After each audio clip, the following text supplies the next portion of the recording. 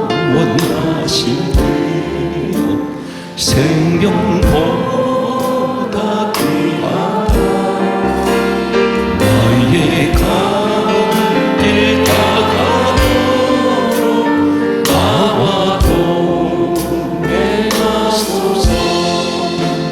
주께로 가까이 주께로 가오리.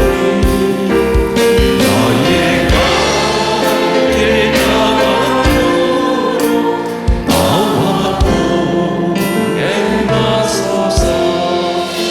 세상 부귀함이라 모든 명예 버리고 험한 길을 가는 동안 나와 동행하소서.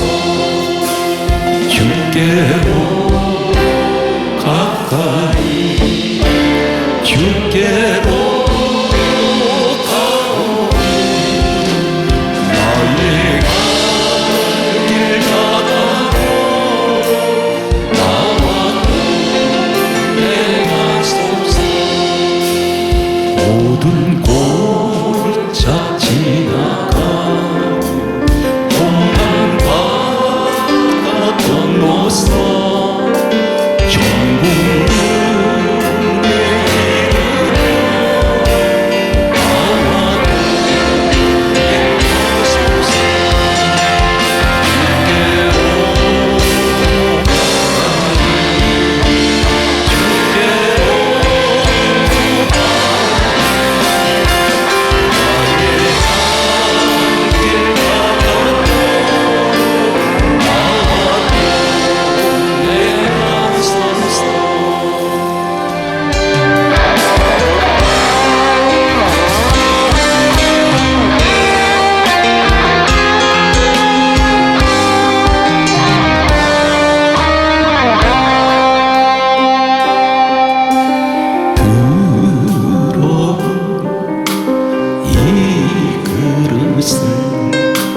주님 쓰시려고 매일 불러주신 이 영광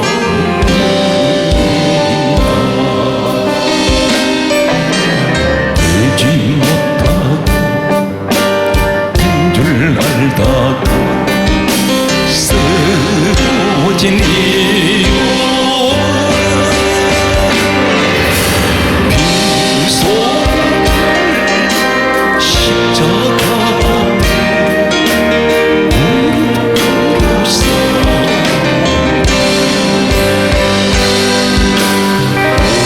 오해주여 이 마음에 좌증하여 주소서. 더럽고 추한 그릇이 깨끗함을 입어서 성전에 기물이 된 이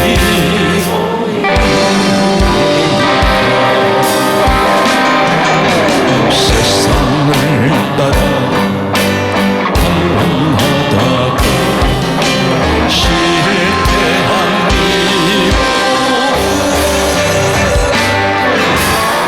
두 손을 주님으로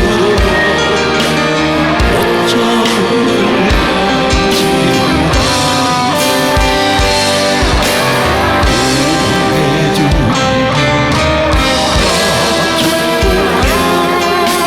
주선하게 하소서. 두 손 듭니다. 나무와 주님 그려야 기뻐하시리라.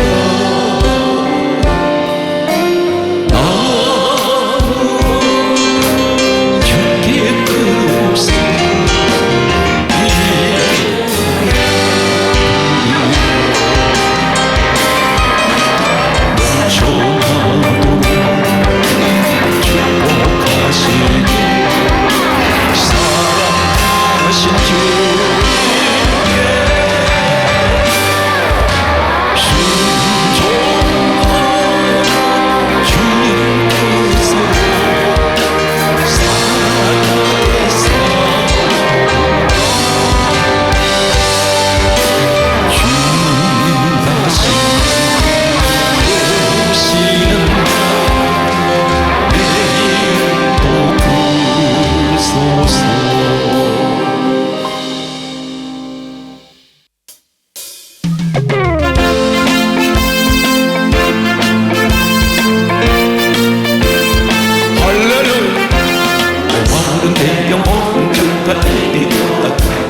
그 귀한 영생 수주야 닮아갑니다.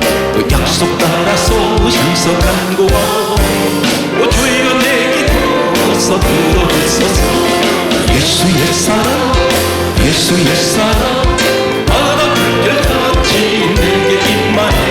영광의 물교 온종일 살려서 내 영혼의 기쁨 달려놓도록 주 내게 약속한 은혜 내게 주시고 은혜의 저울은 건너편에 떠올라 그 귀한 징조가 내게 밝히오니 나 힘을 다하여 내게 간구합니다.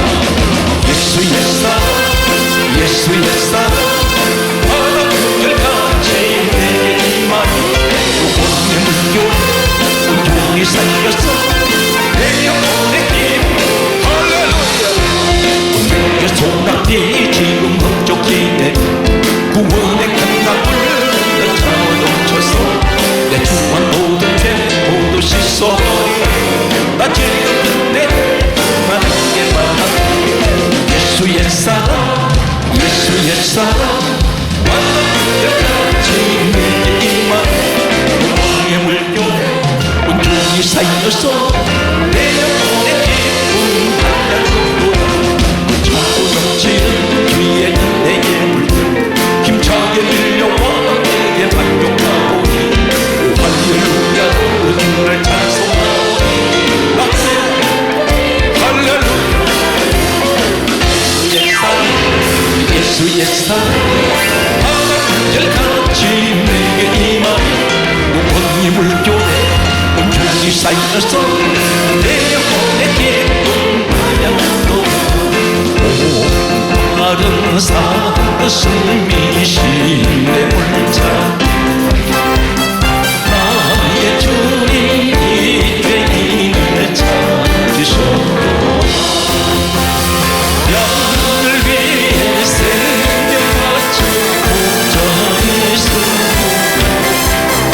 그 사랑을 잠시나 잊지 말지라.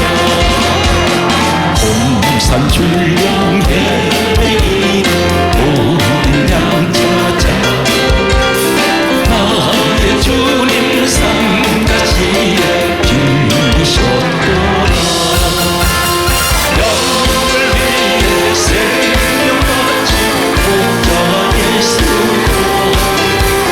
그 사랑을 잠시나 잊지 말지라. 아홉 마리 그보다 더 길은 한 마리야 사랑해보라. 양을 위해 생명 바친 목자 예수 그 사랑을 잠시라도 잊지 말지라. 목자는 어린 양의 그 소리 알고 정답은 목자 음성 양이 알도다. 양을 위해 생명 바친 목자 예수 그 사랑은 잠시라도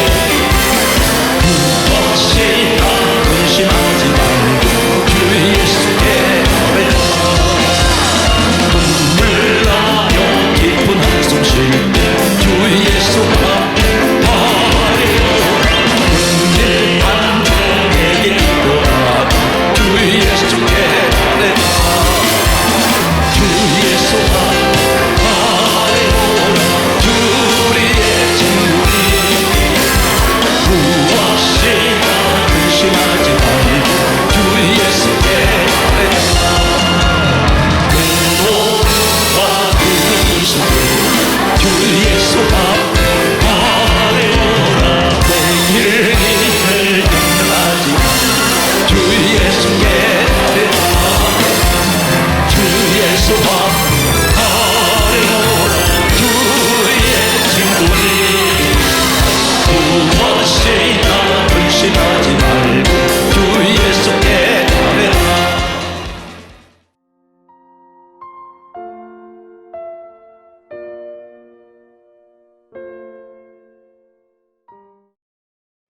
이제 하나님 말씀을 듣다가 이 말씀을 들을 때에 옆에 사람이 은혜를 받고 안 받고 중요한 것이 아니라 내가 은혜 받아야 됩니다.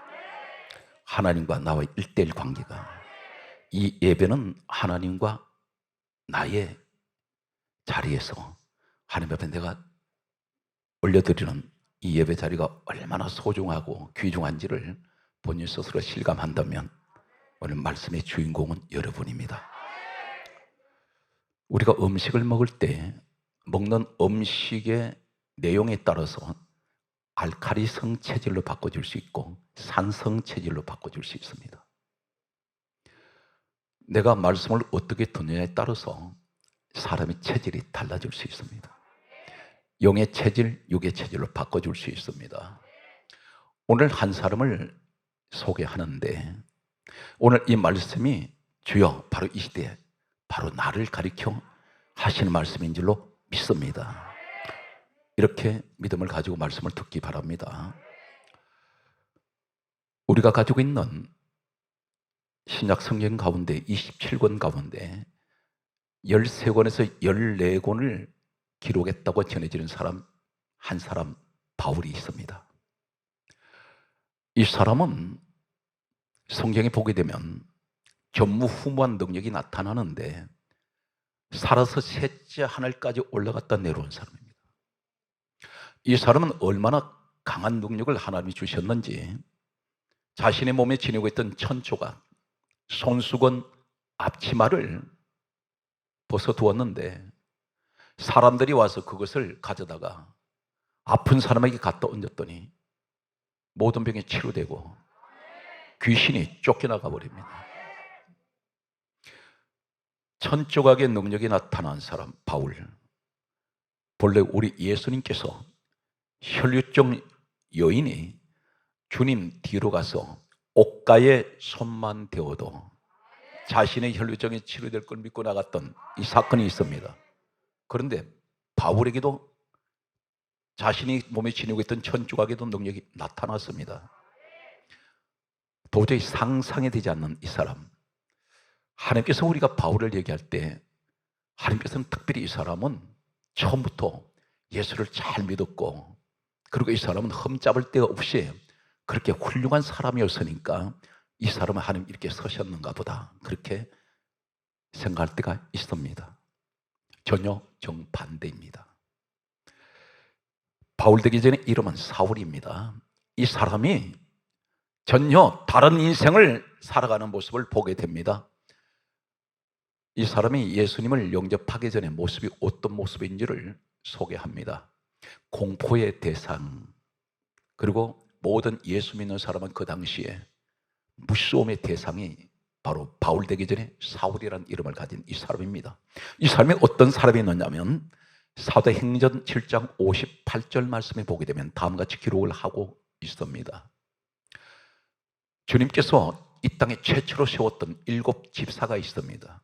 성령 충만했던 사람, 믿음이 충만하고 많은 사람들에게 칭찬을 받던 사람, 이 사람이 7명 집사 가운데 대표적인 집사 한 사람이 있는데 이 사람이 서대반이라는 집사였습니다. 그런데 서대반이 예수 그리스도를 증거할 때 전도하는 그 현장에서 유대인들 앞에서 대중 앞에 말씀을 전하고 있을 때 이 사울이라는 사람이 주동자가 되어서 서대반을 돌로 쳐서 때려 죽였던 사람이 그 주동자가 사울입니다. 사도행전 7장 58절에 그렇게 기록하고 있습니다. 사울이라는 사람이 등장합니다. 이 사울 청년, 이 사람은 전해지는 이야기로는 결혼을 하지 않았습니다. 예수 믿는 사람이면 무조건 잡아다 죽였습니다. 이 사람은 예수 믿는 사람들에게는 공포의 대상이었습니다. 한마디로 걸리면 죽이거나 옥에다가 잡아 가둬버립니다. 성경 말씀은 서대반을 죽였을 때 이 사람이 대해서 이 성경이 이렇게 기록하고 있습니다. 사도행전 8장 1절에 보게 되면 사울이 그의 죽임을 마땅히 여기니라. 자기는 잘했다는 것입니다.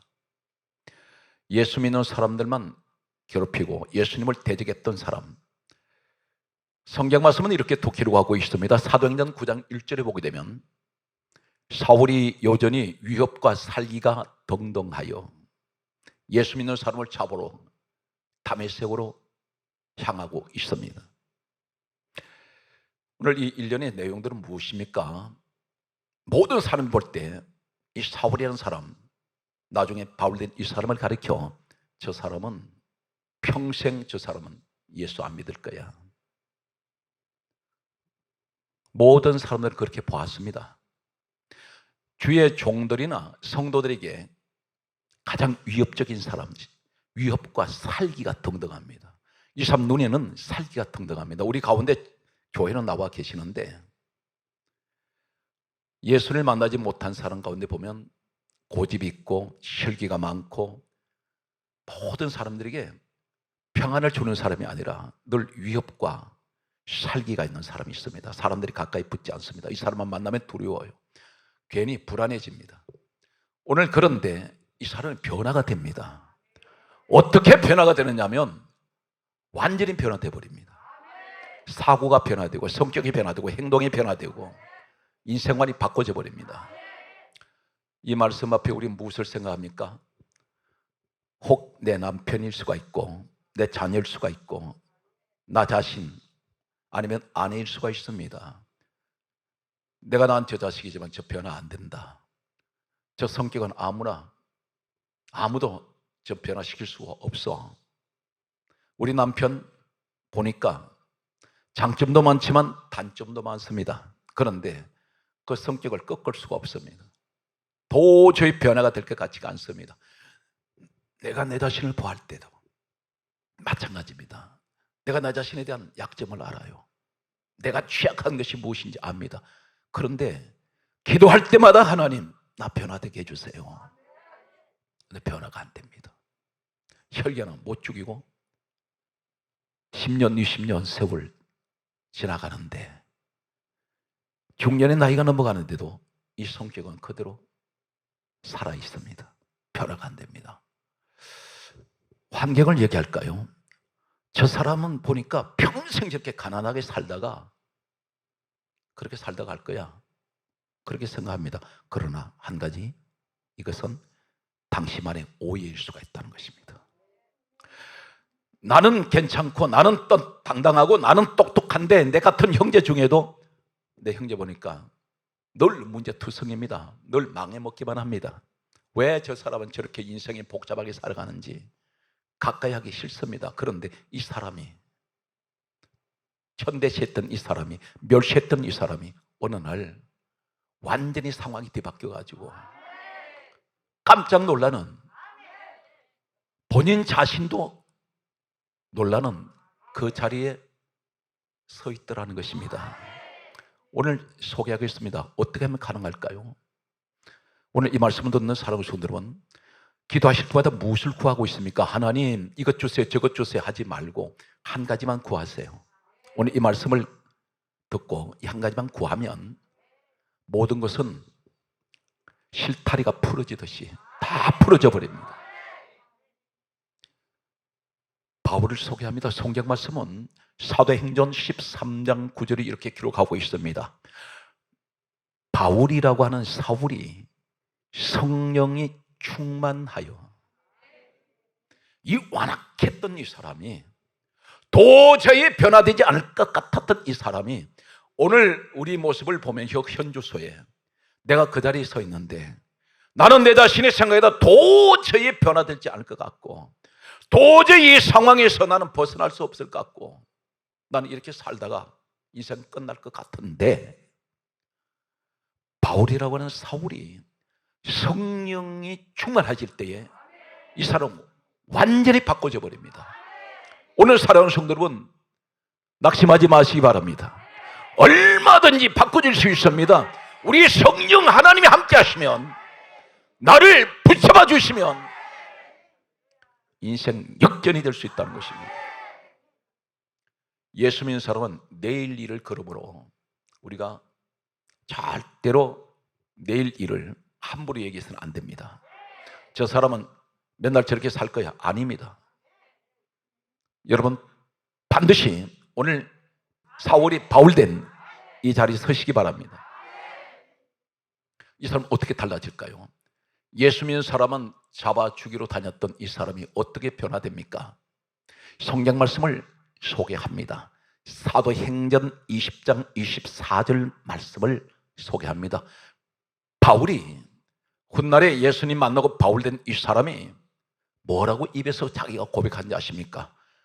내가 달려갈 길과 주 예수께 받은 이 사명, 받은 사명이 있다는 것입니다. 자신이 달려가는 길이 있다는 것입니다. 그러면서 하는 말이 뭐라고 말합니까? 하나님의 은혜의 복음을 정언하는 일을 마치려 하면은 나의 생명조차 조금도,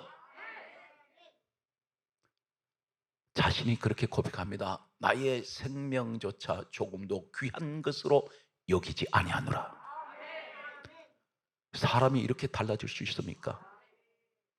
이 말이 무슨 말입니까? 내가 지금 달려가는 길이 있습니다. 이 달려간다는 건 뭘 말합니까? 달리는 사람은 주변을 살피지 않습니다. 목적지만 봅니다. 앞만 보고 달립니다. 그런데 이 달리는 사명이 어떤 사명이냐면, 이 사람은 나는 표대를 향해서, 목표를 향해서 달립니다. 달리는데 나는 한 가지만 목적을 향해서 달리는데 내게 주 예수께 받은 사명이 있습니다. 이 사람이 예수님 핍박하던 사람이 이 고백을 하면서 하나님의 은혜의 복음을 정언한다 있습니다. 이 정언하는 일을 내가 마치려 하는데, 여기서 자신이 뭐라고 고백합니까? 나의 생명을 조금도 귀하게 여기지 않습니다. 무슨 말입니까? 한마디로 나는 예수만 바라보고 가는데, 가다가 이 사명 감당하다가 내 생명이 끝난다 할지라도 나는 조금도 후회하지 않고 나 자신을, 내 생명을 귀하게 여기지 않겠습니다. 이 바울이 이렇게 달라지는 이유가 뭔지 아세요? 성령을 받았습니다.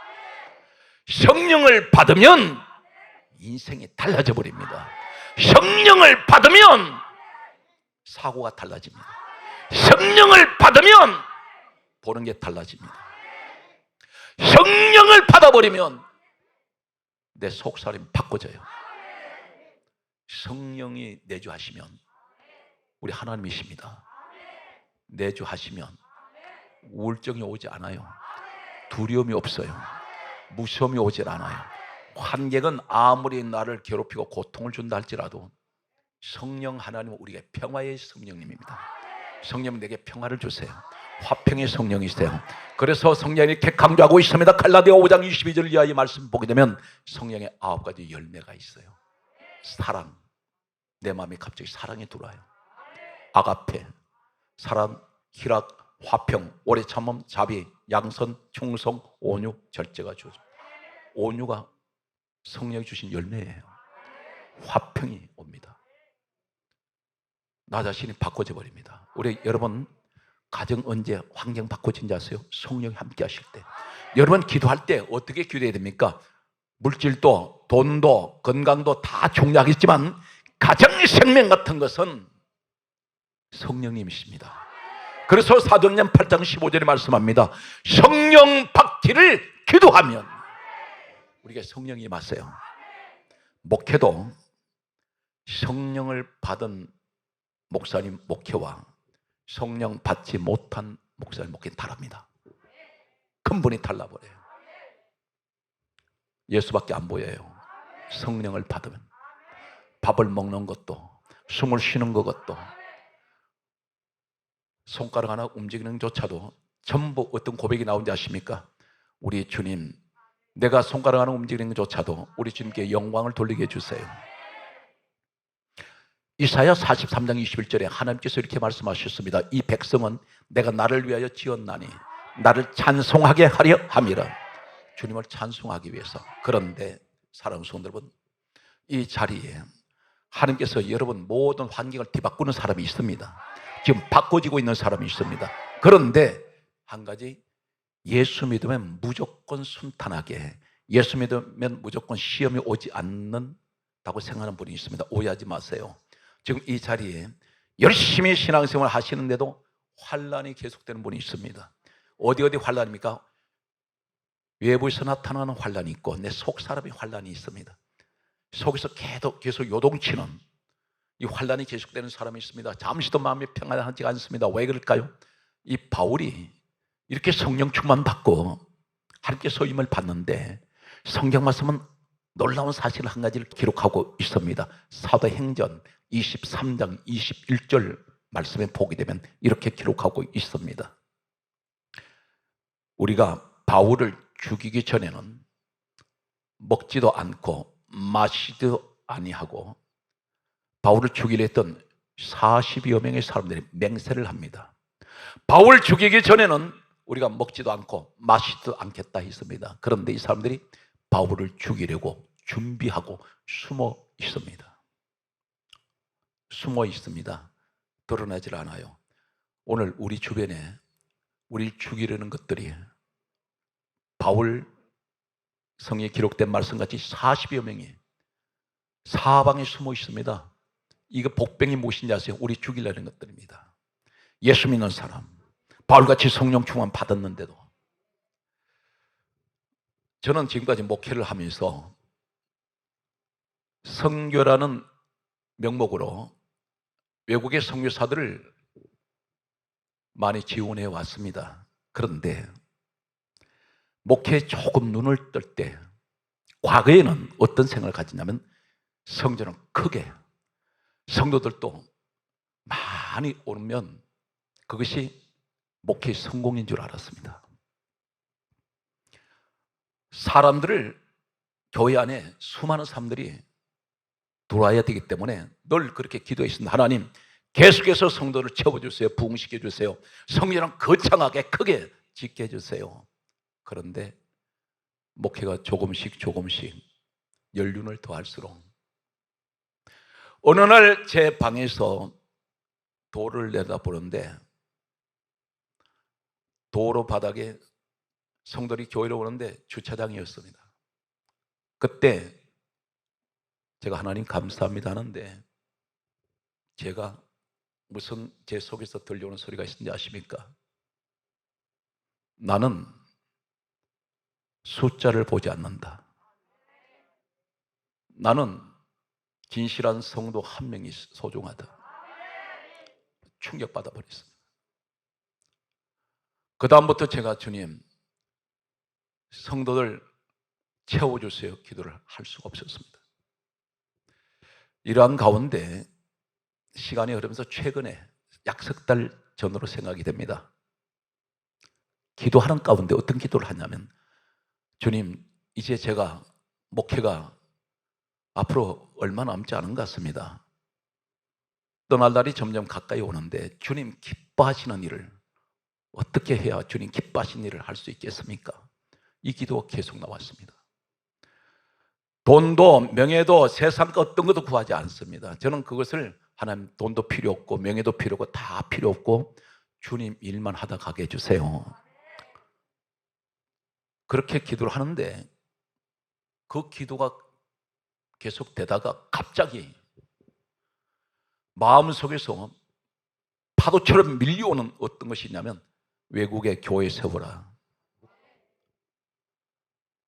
그래서 제가 선교사들 실태를 방송을 통하여 교단을 통해서 선교단체를 통해서 알아보았습니다. 그 가운데 충격적인 것들이 하나가 필리핀에 선교사로 파송된 분이 가서 노숙 생활을 10여 년 하고 있었습니다. 길거리에서 잠을 자면서 한 푼 두 푼 모아가지고 땅을 마련했습니다. 성전을 지으려고 하니까 교회 건물이 없으니까, 아니면 운막집이나 판자로 지은 그런 곳에 생활하다가 교회를 지어야 되는데 교회를 지어주지 않았습니다. 이 사람이 한국에 나와서 막노동을 해서 일당 얼마를 받으면 그것 가지고 가서 또 교회 건축하다가 또 한국에 나와서 막노동하고 이 일을 계속 몇 년째 되풀이하고 있다 있습니다. 제가 그분께 전화를 하다가 너무 마음이 아팠습니다. 그래서 이야기하기를 우리 교회에서 교회를 지어드리겠습니다. 생각을 하지 않은, 계산을 하지 않았어요. 지어드리겠습니다. 그분 얼굴 못 봤습니다. 그랬던 것이 하나님께서 역사하시는데 약 3개월 만에 이번 주에 또 한 개 교회가 추가되어서 31개 교회가, 지금 30개 교회는 12개 나라에 동시에 교회 건축이 지금 시작하고 있습니다. 공사가 시작되고 있습니다. 돈을, 착수금을, 공사 착수금 다 보냈습니다. 30개 교회는. 한 개 교회가 이번에 또 추가됐는데, 그런데 제가 교회를 지으면서 무슨 이야기를 들었냐면, 교회를 지어준 교회에서 그 교회 재산권을 가지고 통제를 한다는 얘기를 들었습니다.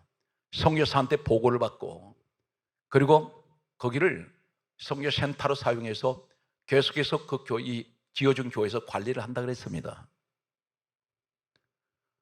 제가 그 이야기를 듣고 이 30개 교회는 제가 뭐라고 얘기했냐면, 우리 교회에서 교회를 지어 드릴 때에 완전히 건축공사 끝나면 명예 이전과 모든 소유권을 현지 목사님께 넘겨드리겠습니다. 그리고 우리 교회 이름 쓰지 마세요. 그래서 30개 교회를 짓고 있는데 우리 교회 이름 쓰는 데가 하나도 없습니다. 저는 그분들 얼굴 몰라요. 초교파적으로. 그래서 갑자기 3개월 만에 31개 교회가 동시다발로 12개 나라에 교회 건축된 사례가 없습니다. 누가 하십니까? 우리 하나님께서 하시는데, 오늘 성령은 이렇게 말씀하고 있습니다. 스가랴 4장 6절에 이는 힘으로 되지 아니하고 능으로 되지 아니하고 오직 나의 신, 나의 영, 성령으로 되느니라. 성전 공사를 말씀하는 겁니다. 저는 깜짝 놀랐습니다. 거기가 어느 지역이냐면 이슬람 지역이고 불교 문화권이에요. 사회주의 국가, 공산주의 국가입니다. 그런데 교회를 못 지어요. 그런데 놀라운 것은 30개 교회가 성령 건축하는데 건축이 되고 있습니다. 제가 뭔 생각이냐면, 하나님께서 마지막 때가 되니까 이 어려운 시기지만 성전을 짓게 하시는구나. 너무 감사했습니다. 사랑하는 성도 여러분, 오늘 무시 안 된다고 말하지 마세요. 성령이 나와 함께 하시면 반드시 기적은 일어납니다.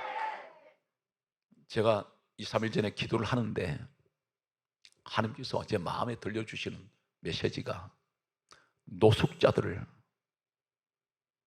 돌아보라 했습니다. 우리 목사님을 서울역으로 보냈습니다.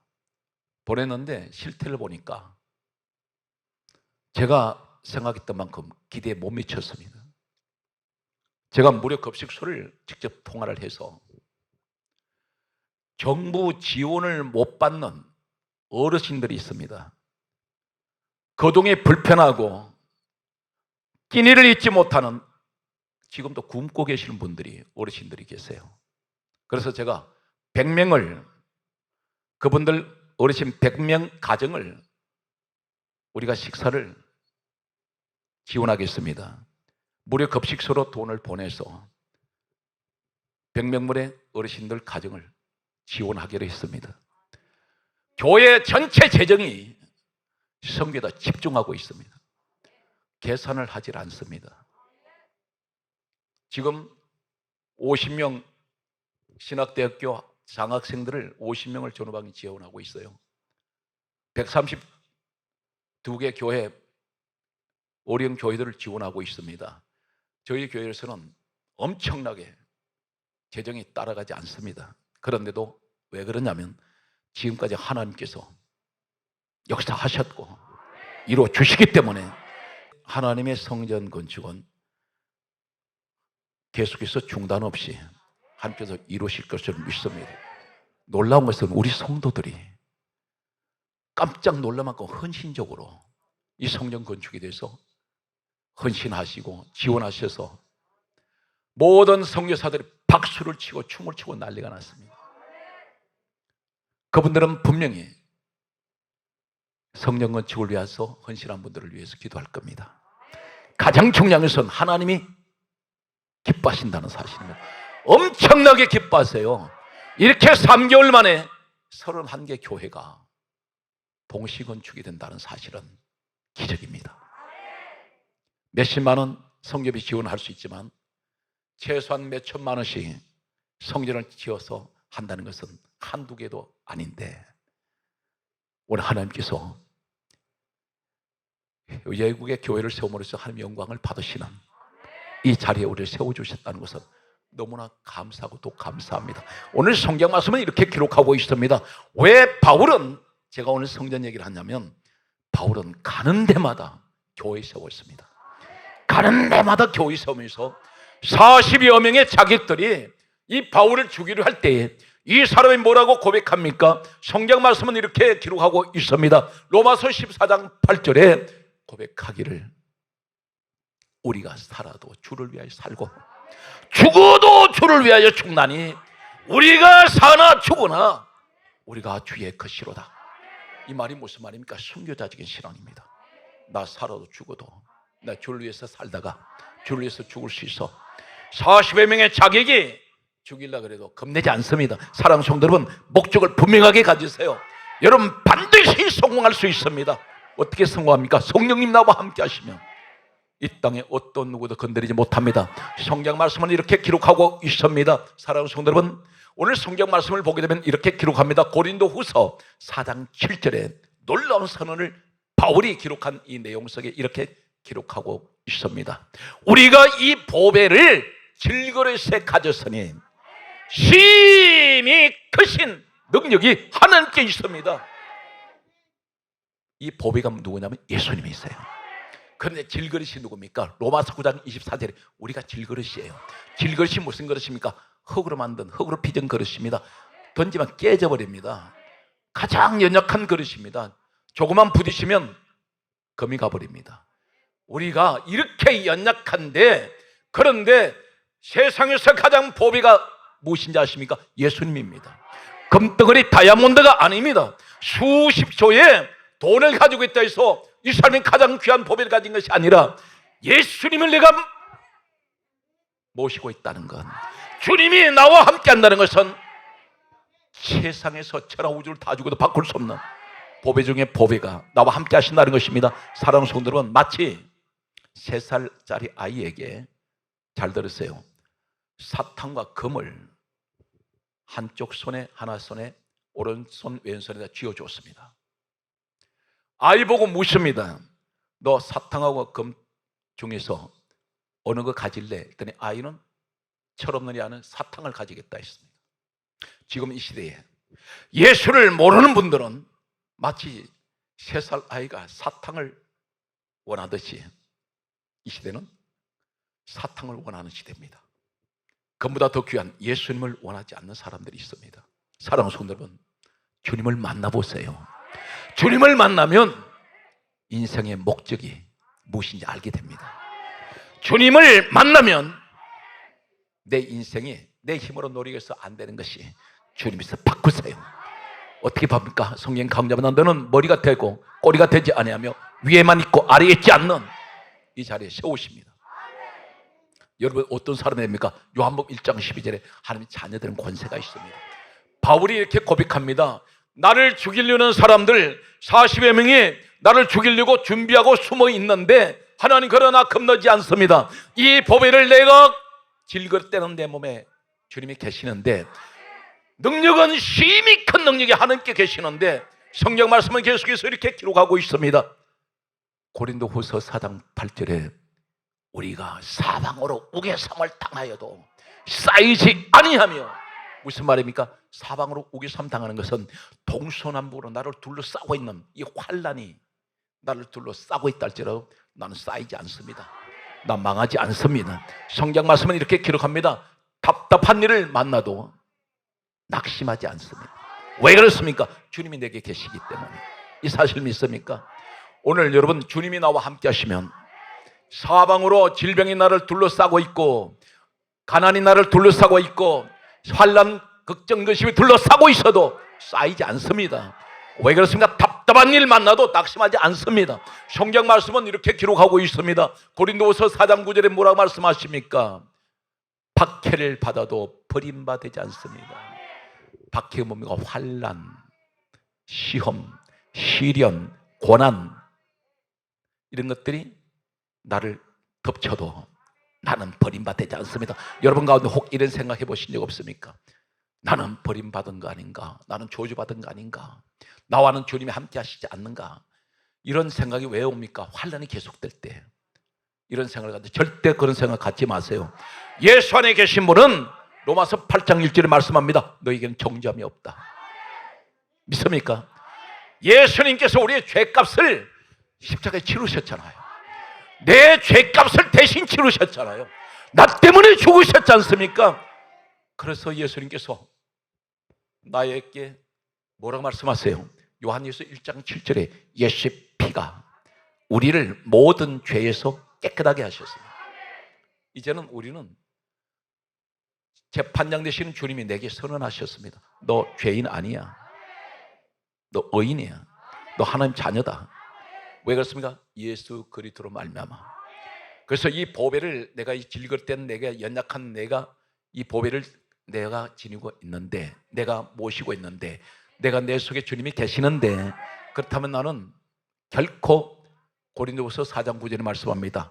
따라하세요. 거꾸로 떨림을 당해도 망하지 않습니다. 거꾸로 떨린다는 말은 누가 밀쳐버리거나 내가 넘어지거나 거꾸로 떨림을 당한다는 이 의미는 내가 나가자빠져 버립니다. 사업이 무너지고 가정이 무너지고 환난이 와서 처음 내 인생이 무너졌다 할지라도 절대로 망하지 않습니다. 주님께서 여러분 붙들고 계세요. 이 사실 믿습니까? 그러므로 성경 말씀은 이렇게 기록하고 있습니다. 갈라디아 2장 20절에 바울이 고백합니다. 내가 그리스도와 함께 십자가에 못 박혔나니 그런즉 이제는 내가 사는 것이 아니요 내 안에 그리스도께서 사시는 것이라. 주님과 함께 계시는 거 믿습니까? 따라서요, 낙심하지 않고 절망하지 않고 슬퍼하지 말자. 주님은 지금도 여러분과 함께 하세요. 우리가 자랑을 해야 되는데 무슨 자랑합니까? 성경 말씀은 이렇게 기록합니다. 갈라디아 6장 14절에 내게는 우리 주 예수 그리스도 외에는, 내게는 예수 십자가 외에는 결코 자랑할 것이 없노라. 할렐루야. 이것이 바로 성령의 사람입니다. 성령의 사람은 망하는 것 같으나 망하지 않습니다. 지는 것 같으나 지지 않습니다. 실패하는 같으나 실패하지 않습니다. 낮은 자 같으나 낮은 자가 아닙니다. 반드시 하나님께서 우리를 세우시는 그 자리에, 어떤 자리입니까? 하나님께서 말씀합니다. 너는 머리가 되고 꼬리가 되지 아니하고 너는 위에만 있고 아래에 있지 아니한다. 내 시작은 미약하였으나 내 나중은 심히 창대하리라. 말씀의 결론을 맺겠습니다. 사랑하는 성도들은, 성령의 사람 구약의 요셉, 한 가지 공통점이 있어요. 성령의 사람 다윗, 성령의 사람 여호수아가 있습니다. 이 세 사람을 얘기하면 처음에는 전부 이 사람들은 어떤 사람이었습니까? 낮은 신분이었어요. 여호수아는 여호수아 1장 1절에 보면 모세 시종이었습니다. 종으로 부릅니다. 요셉은 애굽에 노예로 팔려간 사람입니다. 다윗은 목동이었습니다. 그런데 이 사람이 어떻게 됩니까? 여호수아는 모세 다음에 민족의 지도자, 요셉은 노예로 가서 국무총리, 다윗은 목동에 변하여 왕. 여러분이 지금 그 과정에 있다는 것입니다. 성령의 사람은 반드시 낙심하지 않습니다. 왜 그렇습니까? 주님이 나와 함께 하시기 때문에 오늘 이 자리에 성령을 따라 행하는 여러분이 되시기를 우리 주 예수 그리스도 이름으로 축복합니다.